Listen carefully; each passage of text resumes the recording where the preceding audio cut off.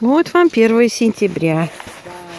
Начинается бархатный сезон. Приедете к вам еще? Да, конечно, гости сейчас приедут, друзья, одноклассники.